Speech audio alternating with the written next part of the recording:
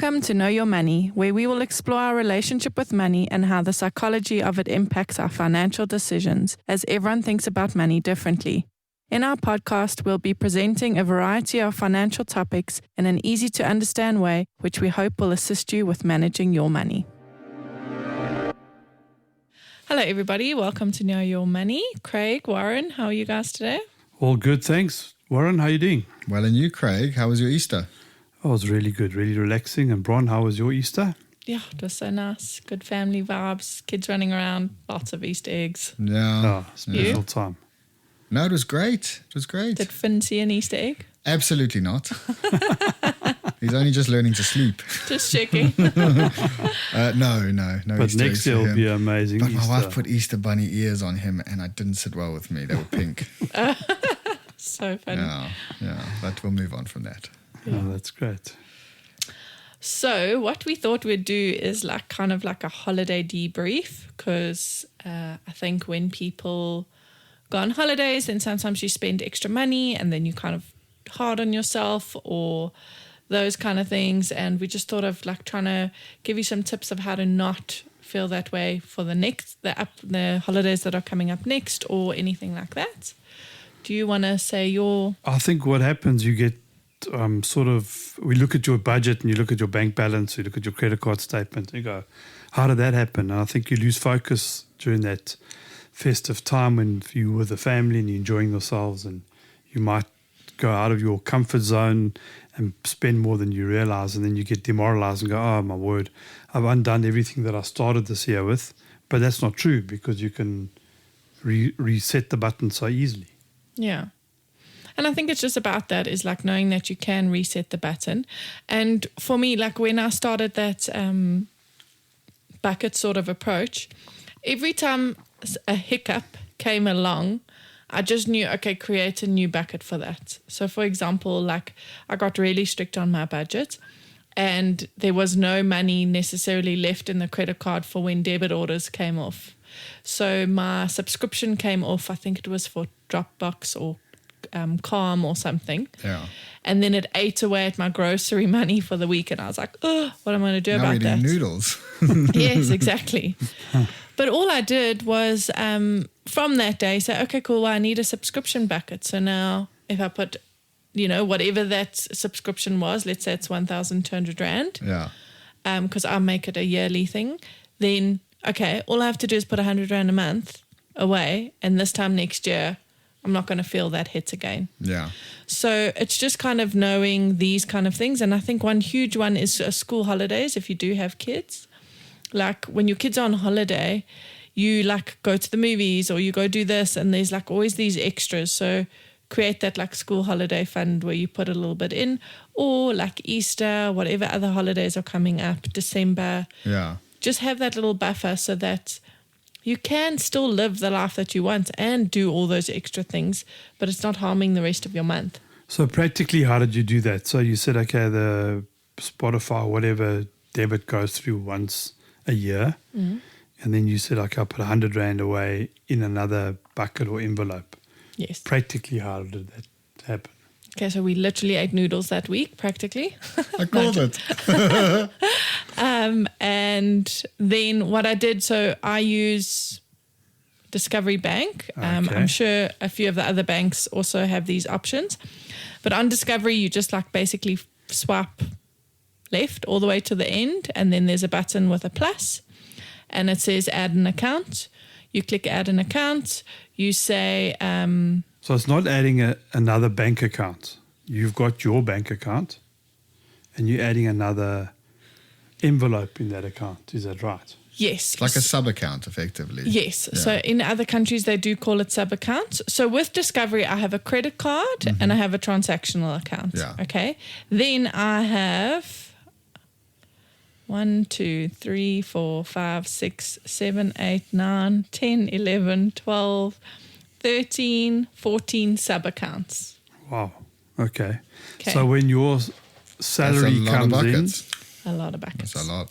Every rand needs a plan when my salary comes in. Brilliant. So you sit there and go, yippee, my salary came in, and now I'm allocating it to these buckets. And, oh, this was Easter and I didn't have a holiday fund bucket for my children. I'm going to create a new one, and you create a new one, and you start putting money into that one. Yes. Oh, that's amazing. And that's how I budget. So I don't budget like in the month or anything like that. I don't look at like how much I'm spending on groceries. I don't look at anything. You just see what's left after you've put all the money away, and then you know this is going to last me. No, so there's nothing left. Right. Oh, so in you my have budget. a groceries it's one. It's all allocated. Right. Okay. So, for example, the one bucket that we have is a groceries bucket. Yeah. Okay. And from that bucket, it's I have a scheduled payment to put 2,000 Rand a week So what do you buy scheduled payment? Okay. So on Discovery, you can... it's like a direct debit internally, isn't it? Yes. Yeah. So you schedule a payment weekly, monthly, whatever the case is. You don't have to physically do it. It just happens for you. Do you automate your banking effectively? Yes. So can you do all those 14 envelopes? I have automated scheduled so payments. your salary goes in and automatically I don't flips think I can do into- that on my one. I don't know. So that's, Sounds like you know, I'm gonna have a quick look. That's why I do love Might have to name Discovery. and shame the bank. Because what it does is all I have to do is sit at the beginning of the month and know what's coming in. Okay. What I always do is I do leave a little buffer in my transactional account. Yeah. Because sometimes my debit orders increase. And if you put every single thing in, then you don't want something to bounce. Yes. So I know what my debit orders are. We then have a groceries folder. On your bank or Yes, on my bank, because Josh and I share our credit card. Oh, I can do it. Okay. There we go. And who do you bank with? Capitec. I was going to name and Cool. shame, but actually I can. I should do that. Yes. That'd be really good. So it's so cool. So then we have a grocery run, and then every week a certain amount comes in, because I feel like if I have my grocery amount in my account at the beginning of the month, I'll go and buy all hectic things and then it's done. Whereas now, it's once a week. Then so can he also use, when he's driving home and you need whatever for the dinner, he can go and buy it on that account? Yes, because he's a secondary card holder on that account. But he can't fiddle with your other envelopes? No, he's got, he's got... You don't share the password with him for the banking? I mean, if he wants to come in, he can, but he No, doesn't I mean, need because to. I'm going to do this with my wife, because then that would be perfect. That's what's there. Yeah, that's so cool. So that's your grocery thing, that's it. Then we have a separate bucket. Well, I have it on my side. Josh doesn't necessarily have it, because if we're eating out, we'd be together. Yes. So I put a certain amount in there, and then when we do go out, I transfer immediately from that bucket to the credit card and just pay like that. That's clever. I like that. So we only have a certain budget for takeout. That's saved us massive amounts. So the reason, because remember, guys, I started it for the house renovation, the house fund, and the holiday fund, and I started these buckets. But I basically, because I didn't know I could automatically put money in every month, I just, you get lazy and you stop doing it. Yeah. That's why automation is so important. No, that's a good one. And so last month I had like automation set up into some of these buckets. Like I have a clothing one and a kids extra one and all of those kind of things. And then very nicely our company, no. Our company, we moved our RA to get paid before my salary. So I've got like a little bit extra. Yeah. So now I went, okay, that extra money, which buckets is that going to get redirected into? Yeah. Like which ones don't I put into and I might need extra? So like our medical aid one, or I even have a pets one. So like the dog I never really have to I haven't had to touch wood, take my cat to the pet yet. To the vet. What is it? Thank you. To the vet. But now at least I have a buffer in there, because if that bill comes up, it's there. So you just check whatever you've got and you schedule a normal amount. So like mine, some are 200 Rand, some are 500 Rand, whatever works for you. Are yours, just out of curiosity, sorry to interrupt, but mine on Capitec, so they are sub-accounts, but they are savings accounts. Yes. So you do get interest on yours as well? Yes, but I choose like immediate accounts, because I want to be able to transfer. The only one I have a 24-hour with is our holiday fund. Yes, because that makes sense. Yeah. And then pretty much those... You just get a higher interest rate for the 24-hour one, don't you? Yeah. And to me, like, yes, interest rate's important, but I wasn't saving this money in the first place. So I'd rather get a smaller interest rate than nothing. Yeah, Yeah. not overspend somewhere else. Yes. Just Yeah. more powerful. You know? But no, it's just nice to know that Yeah, it's you not do just get like some- it's yeah. not just this place like a folder to put your money in. You're actually getting interest on it. But as the well. maximum time your envelope will have money in is it for 1 year?